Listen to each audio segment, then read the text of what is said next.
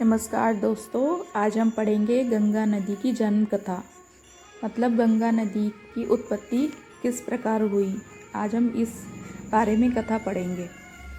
गंगा की कहानी भारतीय पौराणिक कथाओं में गहराई से जुड़ी हुई है। इसके जन्म और महत्व को समझने के लिए हमें इसके ऐतिहासिक और धार्मिक संदर्भों पर ध्यान देना होगा। गंगा का अवतरण। गंगा का जन्म स्वर्ग से हुआ माना जाता है। यह कहानी राजा सगर से शुरू होती है, जो सूर्यवंश के महान राजा थे। राजा सगर ने अश्वमेध यज्ञ आयोजित किया, जिसमें एक अश्व को छोड़ा गया।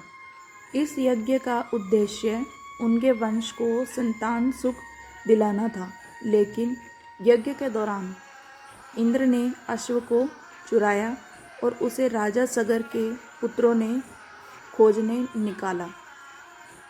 जब राजा सगर के पुत्रों ने इंद्र को दंडित करने का निश्चय किया, तब उन्हें पता चला कि उनका अश्व ऋषि वाल्मीकि के आश्रम में है। गुस्से में आकर उन्होंने ऋषि का अपमान किया। ऋषि ने उन्हें श्राप दिया कि वे स्वर्ग नहीं जा सकेंगे और भूतकाल में ही रहेंगे। राजा सगर की माँ रानी कोकागुम्न ने अपने पुत्रों के उद्धार के लिए गंगा के अवतरण की आवश्यकता को महसूस किया। अब हम पढ़ेंगे भगीरथ का तप। राजा सगर के वंशज राजा भगीरथ ने अपने पूर्वजों के उद्धार के लिए गंगा को स्वर्ग से पृथ्वी पर लाने का निर्णय लिया। उन्होंने कठोर तपस्या की। उनकी भक्ति और तप से गंगा देवी प्रसन्न हुई, लेकिन उन्होंने कहा कि उनका वेग बहुत तेज है और यदि वह सीधे पृथ्वी पर आएंगी तो यह विनाशकारी होगा। भगवान शिव ने भगीरथ की प्रार्थना सुनकर गंगा को अपनी जटाओं में समेट लिया और उन्होंने अपनी जटाओं से प्रवाहित किया।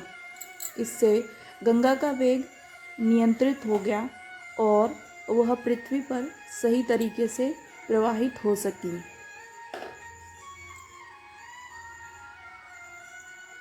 अब हम पढ़ेंगे गंगा का प्रवाह।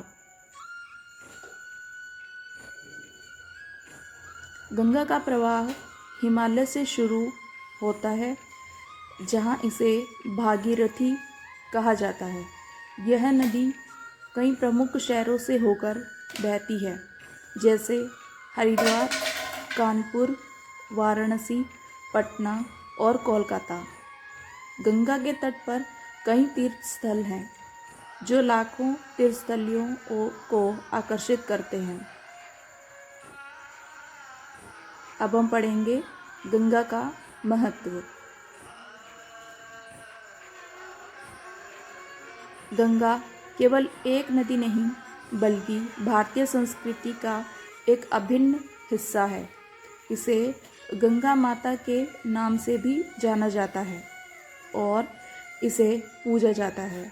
मान्यता है कि गंगा में स्नान करने से मनुष्य के सभी पाप धुल जाते हैं और मोक्ष की प्राप्ति होती है।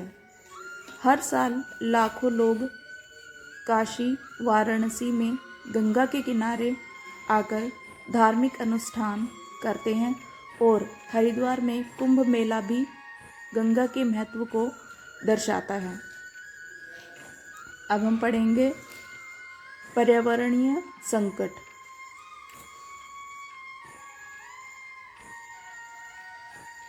हालांकि गंगा का प्रवाह आज कई समस्याओं का सामना कर रहा है। औद्योगिकीकरण, बढ़ती जनसंख्या और जल प्रदूषण ने गंगा के स्वास्थ्य को खतरे में डाल दिया है।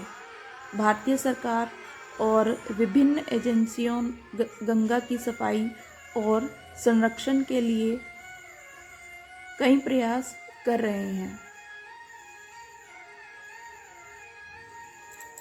अब हम बताएंगे आपको इससे हमारा क्या निष्कर्ष निकलता है। गंगा की कहानी सिर्फ एक नदी के जन्म की नहीं है, बल्कि यह भारतीय संस्कृति, धार्मिकता और जीवन के प्रति हमारी दृष्टि को भी दर्शाती है। यह न केवल एक जल स्रोत है, बल्कि हमारे संस्कारों और परंपराओं का प्रतीक भी है। गंगा का संरक्षण हम सभी की जिम्मेदारी है, ताकि यह सदियों तक जीवित रह सके और हमारी भावी पीढ़ियों के लिए भी एक पवित्र नदी बनी रहे। आपको गंगा नदी के बारे में जानकारी कैसे लगी और उनके जन्म की कथा कैसे लगी, ज़रूर बताएं। धन्यवाद दोस्तों।